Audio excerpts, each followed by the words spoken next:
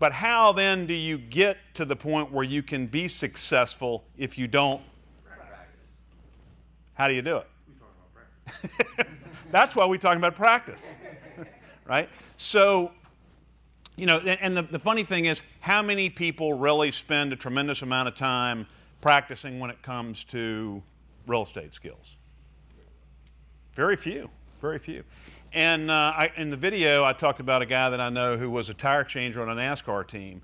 You know, and really think about that. Like, if you're spending 10, 15 hours, whatever it is a week, practicing that skill in a race. Anybody ever watch a NASCAR race? How much time does the tire changer actually putting on or taking off a tire in a NASCAR race? 7.5 seconds. And then they do it how many times? Depending on the race, certainly not 10 times, right? So you're talking about maybe a minute or two's worth of activity that is, you know, practiced 10, 15, maybe more hours a week, right? And are they just letting anybody do that? I mean, it seems pretty simple. I mean, anybody could put that tire on there and do the thing and all that, right? Couldn't anybody do it? So these are the best people in the world doing it. And what does it mean if you mess that up? Like in a NASCAR race, let's just say if 7.5 seconds is a great pit stop, and let's say because you suck at changing tires, it takes you 14.5 seconds. I mean, it could be hundreds of thousands or millions of dollars, right there. And is there a similarity in real estate? Like, if you don't have any skills, how much money? Maybe it's not all about money, but let's just use that as a way to keep score here. How much money could you be losing because your skill set is not where it needs to be? A ton. A ton. How do we normally practice in real estate? How do most realtors practice? In the arena, right? So like in Gladiator, right? If you spend your time practicing in the arena, what could happen to you? That's right. It's not that tragic in what we're doing, right? Yet there are a lot of consequences. So I wrote down. So why? Let's start with why not. Why don't we practice? Fear. So what's there to be scared of in practicing? Z? Not being good. Okay. So if you're not good, then you don't want to do it because you don't want to do what? Fail.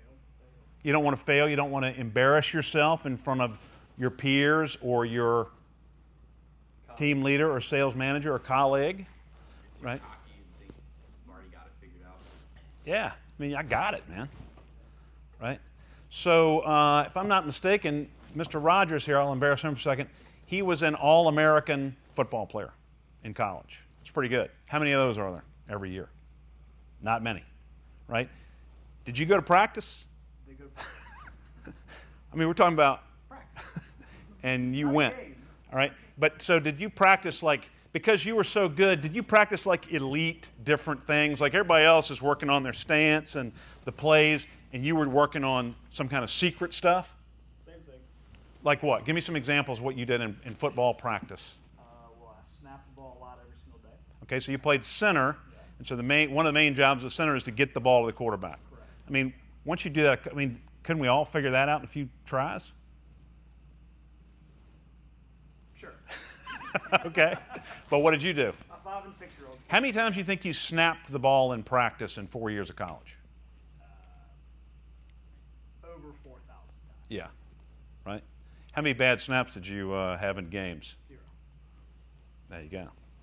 Okay, so another good example of why you do it, but then back to the why nots. Why else might we not choose to practice in real estate? Time. Yeah, time. I guess we're all busy, right? We don't allocate the time for that. We don't see it as important because I may have a inspection to go to. I may have a listing appointment. I may have this, so I don't have time to practice. In reality, what would you call that? Excuse or BS, one of the two. There's time. Maybe not all the time, but there is time. And you have to make the time. Why else might you not practice? Lazy. Maybe you don't know how to do it. I don't really know how to set it up. I don't have anybody to practice with. You know, there's a lot of excuses. You just got to get started. Like anything, you just got to get started with it and go from there. Back to the whole point about why, other than what we've already said, why would you want to do it? To get better? So my point here is if you really feel like you're better, then you gain what? Confidence. And if you're confident in your skill set, would you want to use it more or would you want to use it less? More. Okay? So if that means if you're very confident and you want to use it, are you more excited about doing things like prospecting? Yes. Yes. Are you more excited about going on listing appointments? Yes. Are you more excited about going on buyer appointments and giving buyer presentations? But if you don't have that skill set, are you really excited about doing those things? No. Why? Don't even know where you're going to start or how you're going to end it. Yeah, you're nervous because you might fall on your face during those presentations or whatever you're doing. So human nature is to move away from those activities. So I'm not going to go after clients as hard as I would because I'm a little bit intimidated by what might happen, right? I feel like if you get some success in practicing, then that gives you the confidence level to then when you go out into the real world, does it get easier or is it harder in the real situation? So Z, we were talking a little bit about your situation and Z and I have been role playing here in the last few weeks a few times. Tell them about that situation. Well, still today, I'm very intimidated. And What do you mean? What do you mean by that? I'm intimidated by you, right? So when I go in an appointment, because I know you're the Jedi Master, and so going in there, I'm like more nervous than anything else. What's going to come to me? Right. When I just need to deliver what I need to deliver and act like I need to act.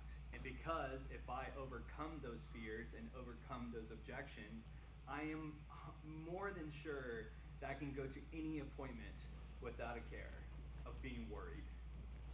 There you go. So that's a huge plus. How about just the whole skill set and starting at whatever level you started at, and then after doing a few practice sessions, what happens to your skill set? My charisma, my skill set, I can talk to anyone. It's just unbelievable. And you can talk to anyone. And if you're an aggressive realtor, because there's two different types of agents out there, passive and aggressive.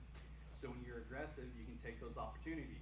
Right. And I believe this is true. And Ben, I think anyone who's successful here today, I really believe they know when an opportunity shows up. Okay. And when the opportunity shows up, are we confident enough to take advantage of that opportunity? I like it. So that's it. I like it. So I think we could keep talking about why it's a great situation. I think, do you all agree that maybe a little practice could be beneficial to what you're trying to do? If you want to be successful in real estate, doing that. Just as any other, we're one of the few that just never practices. Like if you went, I had a buddy who started selling copiers, and they had to go, they went to like this training school. He had like a training class, and then they had to go and actually role play however you sell copiers. I don't know how you do it, but I mean, had to go and pretend like they're talking to whoever the copier manager is at the company, and they had to role play that and practice all that and learn all about it. And yet most of us, we just get it. We get our license. We go to Mosley Flint. Does Mosley Flint teach you the skills of selling real estate? Do they teach you any of the skills of selling real estate? Zero. So that's left on your own, and then we usually just do that. We just sort of use our own, some of us are natural salespeople to a certain degree, and but I think you can take it to the next level. All right, so I want to give you an example of some role play and how you do it. There's some technology today that makes it even easier than it once was, and that is like Zoom or sort of like a video conferencing. So if we can. All right, Hometown Realty, got a special guest for you today, my buddy Andy Griffith. Not the one you saw on TV as a kid in Mayberry, even better looking and much smarter. Andy has been in the real estate business over 40 years, right, Andy? That's right. Over 40 years, selling real estate actively still today, does that, goes to work every day, and has been a coach with both Mike Ferry and Tom Ferry. And at one point, I think you even owned your own coaching company. Is Yeah, I that correct? did. I came down to hometown a couple of times and did a That's little. exactly right. So he's visited with us. Some of you old heads may remember Andy. So anyway, we're going to talk a little bit today with Andy and see what his take is on the topic. And I guess the first question I have for you, Andy, in your 40 years of real estate experience and coaching along with that, what would you say the best way to flatten the learning curve as far as acquiring the skills that are necessary to become super successful in real estate? Well, I think, Dean, it's practice. Okay. Yeah. Practicing the fundamentals, number one. And once you get the fundamentals figured out, and then you just keep, adding sort of layers on top of that. But at the end of the day, the real estate business is not rocket science, in my opinion. So really, once you master the fundamentals, you're going to be probably 80, 90% home. Yeah, you're on your way And from it's there. it's just practice.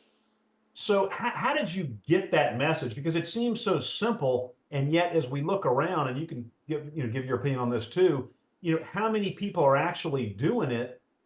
Is this a way to really take yourself and get in front of the crowd? And then how did you do this, and how did you get to be involved in this, and what has it done for your business? Well, when I first got into the business, you don't know what you don't know, right? And Right. so, um, I didn't practice. I suppose you could say I practiced on and with clients, which is really not the way to do it. A really quick story. So I was calling for sale by owners when the first year I was in business. It might have even been the first month. I don't remember. I called this for sale by owner, and not exactly sure what I said, but I said something like, I'd like to meet with you to talk with you about selling your property, right? And the guy says, yeah, okay, that sounds good. And I responded, okay, great, I'll give you a call tomorrow. So, That's funny. perhaps if I would have practiced, I would have known that was the time that you actually say, okay, great, it's Tuesday or Wednesday at 4, going to be better for you, right? You're sort of like a dog chasing his tail. Once you got one, you didn't know what to do with it. I didn't know what to do with it, right? And so, it's just really understanding that anything that you're going to be good at, you're probably not going to be good at it the first time you do it. And so, is it better to practice for, let's say, a period of time, whatever that is, with buyers and sellers, or is it better to practice when there's really nothing to lose and everything to gain? Yeah. Role playing with fellow agents in the office. The truth of the matter is, it could be somebody in another state, okay, over the phone. It could be Zoom. It really is just repetitious boredom. It's just really getting used to a pattern of doing things, or a way of saying things that that you're going to be used to before you get into the game, right? So, I don't think anybody that's ever played sports showed up on the first day of practice and the coach says, all right, suit up, let's go, get in the game, let's go. And you're like, well, what position am I playing? What do I do? Is this, a bat, or is this a football? I mean, you got to practice. You have to understand what you're up against. Yeah. I mean, people in our audience today, they know, obviously, Mike Chenault, his son-in-law played in the NFL for 10 years. Oh, wow. And it I did not know that. wasn't like after 5 years, they're like, well, Josh, you know what? You've been around the block a bunch. You don't need to come to practice. Don't come to practice anymore. And if you come, you won't need to do anything. I mean, you've got people that are all pro. Josh wasn't all pro, but you have people that are all pro, and yet they're working to hone their craft every single day.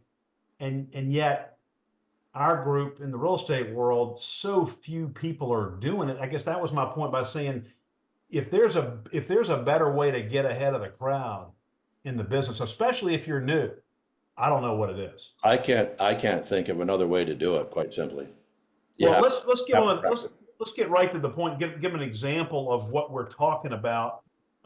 So you can be. We're role playing the mayor campaign. I think you're familiar with this. And basically, it's a way to find out if somebody's willing to sort of join your center of influence or your database or whatever you want to call it. Are they going to be willing to help you with their business? So you can be the friend, I'll be the agent, and we'll just role play it. Sounds good.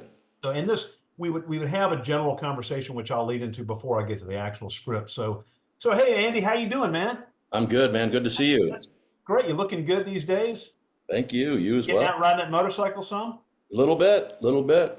I think you ride every Wednesday, don't you? Every Wednesday, yeah, the old guys group. Yeah, we have our vests on order actually right now. Very good. Do you have training wheels on that bike, or are you I still do. going? I do have training. No, actually, I don't, Dean. I apologize. I've practiced riding my motorcycle. I could take the training wheels off now. Very good.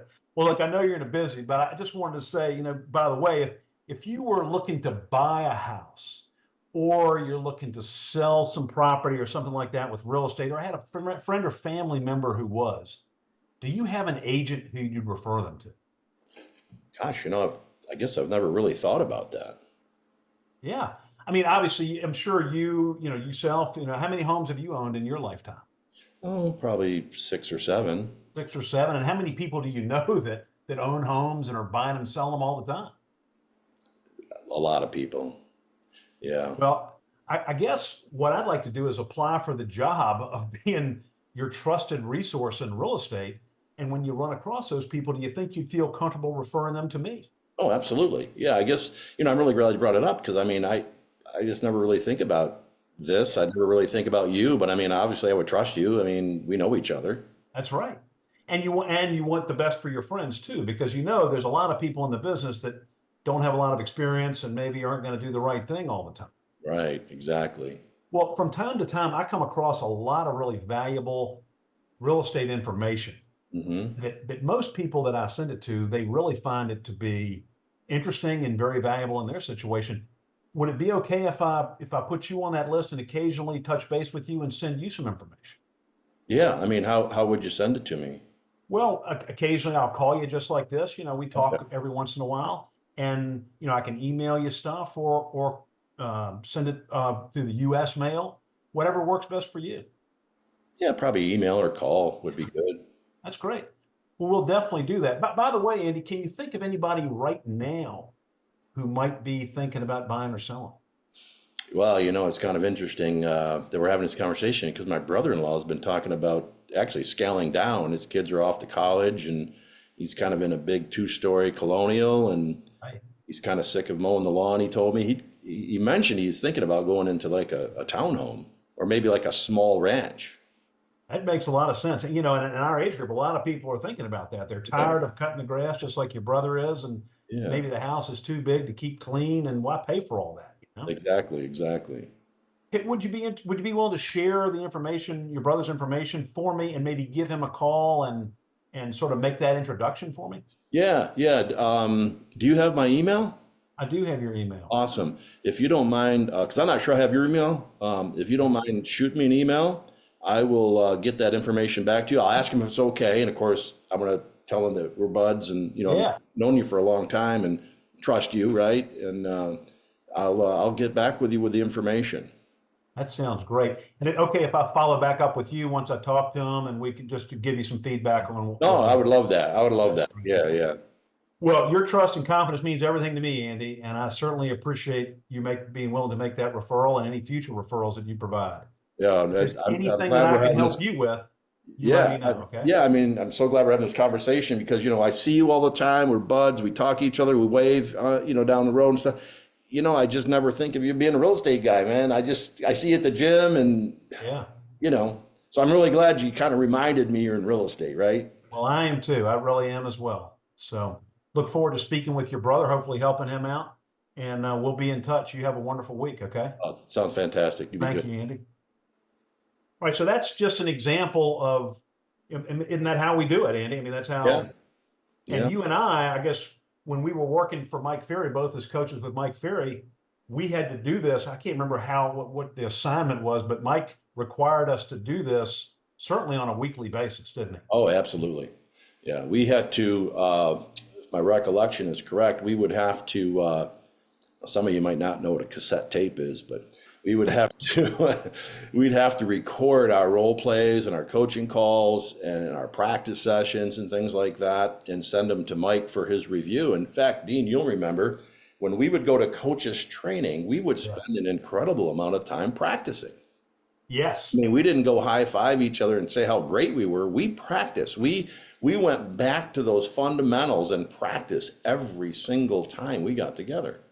Yeah, and then of course we rehearsed it with our clients when we were doing our actual coaching. It was one of the things that was important on every coaching call was to go through and rehearse or practice these different scripts, which 100%. for me, I mean, obviously Mike Ferry was paying me. I don't know if he's paying you, he shouldn't have been. Yeah. But you know, if you think about the money we made coaching, which was fine, compare that to the money that we made and the just the number of sales we made because of the skills we developed. I mean, Oh yeah. It it's really is boiling. It really boils down to repetitious boredom and saying and doing the same thing over and over and over and over again. And you know, I don't know how many coaching calls you made, and I don't know exactly how many I made, but so we'll make it up because nobody knows the truth, right? But I would say between the two of us, we probably made 25, 30,000 coaching calls. yeah. And so that's a half an hour a piece. So that's over 10,000 hours of coaching, practicing, role playing, and helping develop skills. And it's been said that you have to do something 10,000 hours to become a master at something or mastery at it, right? Yeah, good point. So it's real, again, it boils down to the P word, practice. Well, let's look on that point. Let's go ahead and let's get you. I'll be the seller. You want to do? I think you said you'd like to do the just listed script. Yeah, yeah, Okay, so I'll be the unsuspecting client, and you rock and roll. yeah. So would this be, you want to do like a cold just listed script, Yeah, Dean? just you're just doing some just listed. Calling around listings, whatever. Yeah. You know, hey, I'm looking for Dean. Hey, this is Deane. Hey, Dean. My name's Andy Griffith. I'm with Hometown Realty here in Richmond. And I just wanted to give you a quick heads up that down the street from you, I just listed a really nice 3-bedroom, 2-bath ranch home, 2-car garage. It's listed at $385,000. And I was wondering, Dean, if you knew anybody who'd like to move into your neighborhood, sort of a pick your own neighbor program we got going on. No, I really can't think of anybody, Andy. I'm sort of busy now. I got you. I won't keep you more than just another 60 seconds if you don't mind. But I do appreciate your time. Now, have you had any plans of moving at all yourself? No, I've been here. Well, you never know. We've been here for a while, and you know, we talk about it from time to time, but it is what it is. Great neighborhood. Great neighborhood. Yeah, we Yeah. love it. How long have you lived there? 14 years. 14 years. Wow. Good for you. Good for you. Where'd you move in from? We moved here from Canandaigua, New York. Canandaigua. Fantastic place. Do you know that phenomenal realtor, Andy Griffith, that lives up there? Well, he was our neighbor, and that's really why we left. Oh, yeah, I don't blame you. I don't blame. That's not the first time I've heard that story. Yeah, I'm sure. How did you happen to pick Richmond?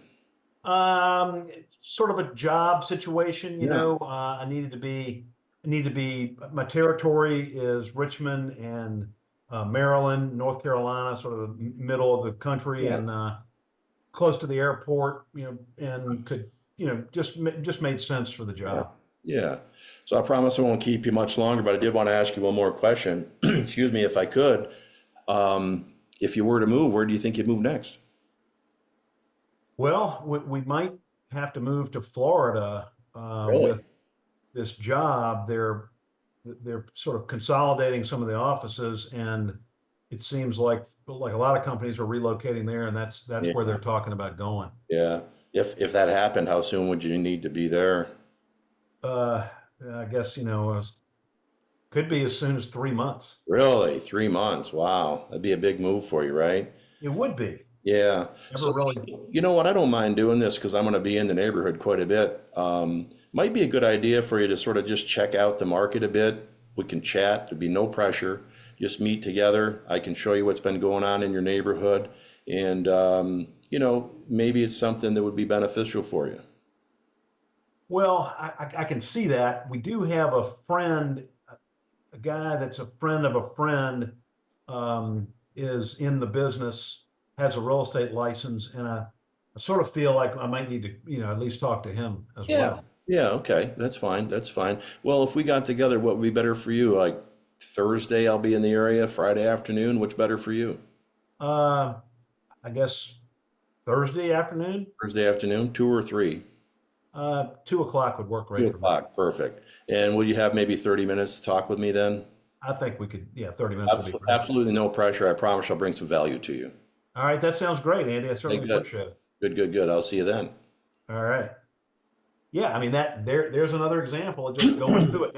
Now, were you working off of a script? Obviously, you've internalized the script over time, right? Yeah, yeah. And, I'm not going to lie to you. I did glance down a couple of times, and guess what? That's okay. Yeah, If you're on the phone, that's okay. And right. eventually it will be internalized, right? But don't stop yourself from doing it because you have a look down once or twice because they can't see you if you're on the phone. Or check this out. Even if you're in person, and I used to do this all the time. I haven't done it so much lately. I'll be honest with you there. But when I was learning the scripts, maybe this would be helpful, and I wanted to stay on track, I would use what Mike Ferry says from the stage all the time. I would write these questions down on a yellow pad, like a legal pad, right? Yeah, yeah. I would meet with, say, Deane, and I would say, Deane, this is really important time for you and for me, and I want to make sure I didn't miss anything. I wrote down a few really important questions for you. If you don't mind, I'd like to ask you those. I love that. And so I would just look at my notes and ask the question. Yeah, as opposed to just winging it, right? I mean, Yeah, I mean, the thing of it is, here's the deal, I think, right? If you don't know what to say and you're having a conversation with a buyer or seller, you're so worried about how you're going to respond that you're not listening to what they're saying. good point. You know what I mean? So either write them down when you're getting started or practice so that you can get them internalized. That's great. And that Don't works let not the just fact- with the don't let- prospecting script, that works with the listing. Everything, the listing presentation, this listing is very, meeting with you and you're considering selling one of the biggest assets you probably have and ever will have. I know it's really important to you and I want to make sure I didn't miss anything. So I actually wrote down a series of questions that I'd like to ask you and make sure we don't miss anything. And you just read them to them. Mm-hmm. Now, you can't stop from practicing, Yeah, but you can use a cheat sheet if you have to. there you go. That's right. I guess last thing, I don't want to take up too much more of your time. Any other comments or suggestions when it comes to role playing or actually having these actual dialogues live? What are some things you want to share to wrap this thing up? Well, I think one of the things too is, and I'm sure that Hometown and Deane will be talking about this with you guys and gals. There's this concept called mirror mimicking and matching. People like people that are like themselves generally, right? So if you're talking to somebody that talks really fast, you may want to speed up your cadence a little bit. If you're talking to somebody that talks real slow, you might want to slow your cadence down. Right. If you're talking to somebody that's generally talks real slow and you're talking real fast, by the way, you might be a little bit nervous and your rate of speech goes up, right? And the faster you talk, the more slick you sound to them. So you want to be like the people you're talking to. You want to be authentic. Don't change who you are. That's not the point. But people like to deal with people that are like themselves. So mimicking match. And again, I'm sure Deane will talk to you more about that in the future. I think that's obviously something that we learned early on with Mike, and whether it be in person or whether that be on the phone, I think that's such a valuable. There's one other thing, Deane, that I'll mention is affirm the answers to their questions. Okay. That's the one thing that I guess I kind of forgot. So you want to affirm the answers to their questions. Correct. Yes. That's correct, isn't it? 100% correct. It's 100%, isn't it? Yes. Yeah. So that tells them. That's repeating and affirming is what we're talking about. Repeating and affirming, right? And You're talking about repeating and affirming. Yeah. You got to be a little careful of that so they don't think, oh, is there an echo in this room? Yeah, right. But Deane says, well, maybe my company's moving to Florida. You don't want to say, oh, so maybe your company's moving to Florida. You might say, Florida. Okay, Florida. That's interesting. I mean, just let them know that you heard what they said. Yeah. Versus the telemarketer who's not listening at all. They're just looking at the script and they're just waiting to ask the next question. Exactly. Nice. Well, Andy, thank you so much for your time this afternoon. As always, you're a pro, and we really appreciate you sharing your time and some of these people are going to get a lot of this stuff, a lot of good things out of this. So thank you very much. There's only two things I wish I'd have done, Dean. I could have had my hometown T-shirt on that looks like the Harley Davidson thing on it. Yes, I had my hometown beer glass. that's good. You know, if I had those two things, it'd have been perfect. Well, next time that'll give us, that opens the door for us to use you again. You got it, buddy. See you, buddy. Thank you. Everybody in hometown. All right. Enough of that. Anybody find any value in that? So just in general, could you tell that Andy Griffith has ever done that before? Yes. Do you think that when he calls and talks to people, they think that he's legit? Oh, yeah. And again, you heard him say how many times he may have practiced that script. So real quick, we'll review something he said: mirror, mimic, and matching. Everybody get what that means? So rate of speech is one thing we can do that with. What else can we do that with? Thinking about mirroring and matching. Gestures.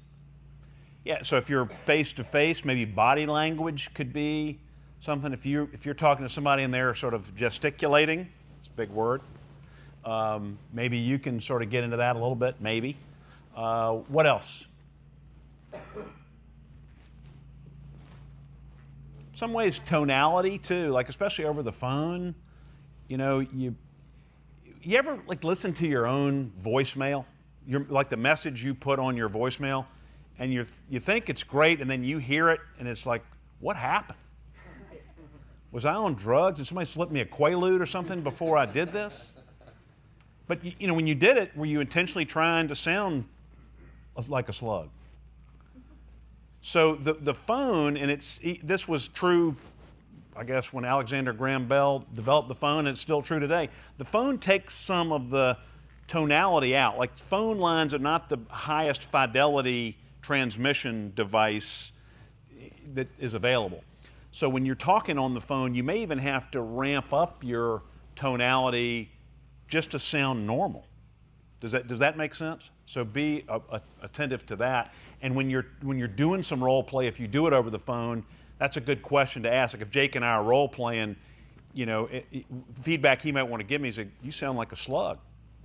And I might say, well, I don't feel like a slug, but it doesn't matter because it's whatever it sounds like on the other end. So one way you can solve that is by making your phone calls when you're standing up. Because if you stand up, there's more energy, and if you actually gesticulate, it sort of impacts the tonality. If you move around, the tonality changes. So that's a little tip for you there. Does everybody sort of get this point right here? So as you're beginning your role play, that's something. If you're the receiver of the role play, then you might want to pay attention to that and give critique to your buddy on that. Repeating and affirming. Andy mentioned that. So give me an example in his role play what repeating and affirming was, or when he might have repeated and affirmed, or just an example in general. Somebody might say something, and you would say what? Okay. You moved into Florida in 3 months? So I said, yeah, I think it might be 3 months. And what did he say? 3 months? Wow. Yeah, he heard me. Okay, he's not just, like I use the example, like if somebody told you, well, we're expecting a baby. What do you want to get for lunch? Like well, how would you feel about that? I mean, this is big news, and you didn't even hear that, and you're just worried about lunch, right? If somebody says, we're expecting a baby, what would you say? Wow, that's exciting. And then you might follow it up with a question like, when are you due? And if they say, well, we're due in 2 months, you might say, do you know what you have? And have you built the nursery? Is this your first child? Stuff like that, you just natural stuff that we forget about when we're in the sales mode, okay? So what kind of things can we role play? If we're going to practice, we're talking about, right? Talking about practice, what kind of things can we do? So what are scenarios in real estate that we could practice? You saw a couple. Open house scenarios. Okay, open house. So how do you do that? What do you mean? How do I recreate an open house scenario if you and I are going to role play? You could go outside and walk in that door, and Big Z could greet you. Wow. That's a revolutionary concept. Okay, so that's a good one. And why would you want to practice that? First impressions are key. And if you suck at doing open houses, you may as well not do open houses. Well, maybe it's better than not doing them, but the whole idea is efficiency, right? You know, anybody who you can work less and do more and have better results if you're more efficient. And that's the key. And if you want to work the same and you're more efficient, then you get just more results. So what other scenarios can we use? The mayor campaign. Okay, the mayor campaign, very good one. What else? Listing presentation. Listing presentation. What else? Objections in general. Okay, why would you want to rehearse, practice, role play objections? Because they're coming. And are most objections, if you're not ready for them, is that going to be good for your business or detrimental to the business? It's going to be bad. Okay. Anything else? How about your buyer presentation? Practice. Do you want to role play with, who do you want to role play with? I want to role play with you. Okay. Okay, other agents. That's a good one. Agents that are in your level, higher level, lower level. Higher. It really doesn't matter. I mean, I think at first we just need to do it. Okay? One of the things that we used to have to do for Mike Ferry, we had to sit in front of a mirror and talk, just explain, do the scripts to the mirror. And I know people like now, like scripts. Scripts are not me. And that's fine. I don't care what you say. You just, whatever you say has got to make sense. Right? So sometimes if you say, like Brian Buffini uses the word, what does he say? What is his word for script? Dialogue. It's much more friendly. Dialogue. Oh, I do dialogues, but I'm not doing a script. Okay, whatever it is, if you have a plan. And just like Andy said, you could make some notes, you could write out some questions. And did Andy follow the you have the just listed script. Did he follow that exactly? No, when it made sense for him not to ask a question, he didn't ask the question. There's one, I can't remember which one it was, but I sort of answered question 3 in my answer to question 2, and he didn't ask question 3. So that's one of the, if you internalize the script, you're able to listen a little bit better. Okay? Yes, Mike? Does it make sense to practice with different personality types? Yes. Why is that? All right, so one of the reasons that Mike and I have been friends since we were 18 years old is because we have similar personalities, right? And it was easy. I met Mike the first day I went to college, and we've been friends ever since. But it was easy. We didn't really have to force it, okay? You ever been on a listing appointment or an appointment with a client, and you got to force it? Why? Because they're just like you? No, they're somehow, and we can talk about personality profiling for another 3 days, but they're not in your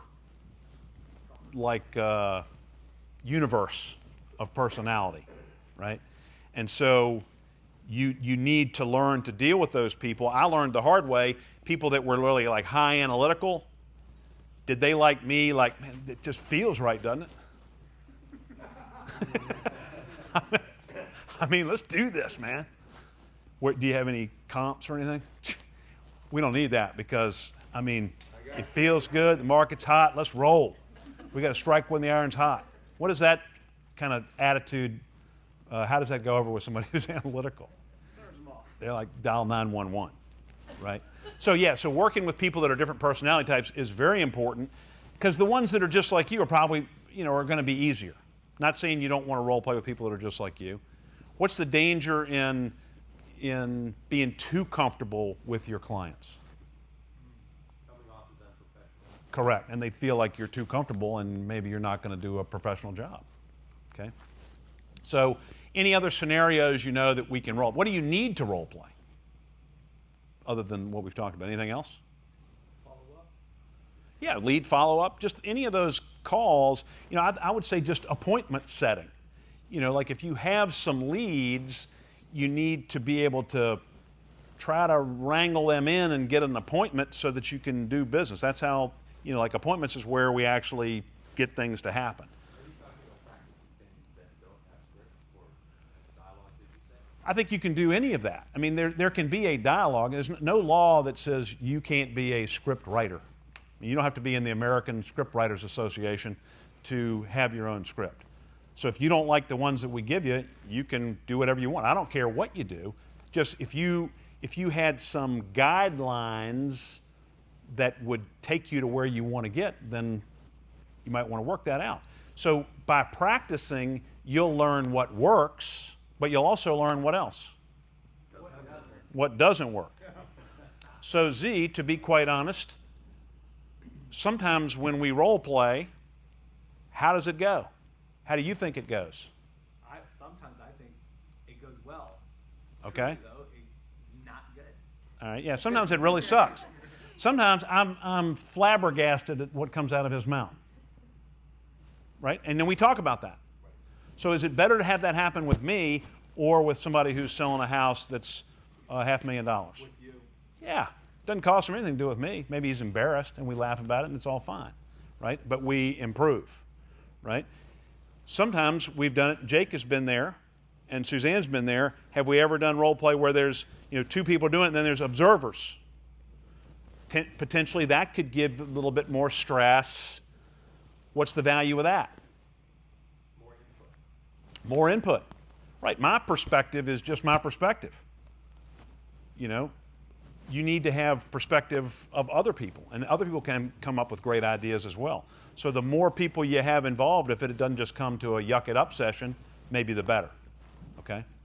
So there's some scenarios to do it. So you can do it via Zoom. How else can you do role play? Over the telephone? Face to face, like at the office or anywhere else? Where else? What else can you do? Previewing properties is a form of role play. Sure it is. That's practice. That's just informing yourself.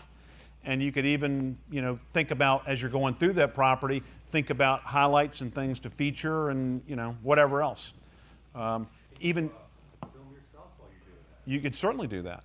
And showing property. I mean, just, people just take it for granted, like, well, I guess my job's just to open the door and let them see what's there.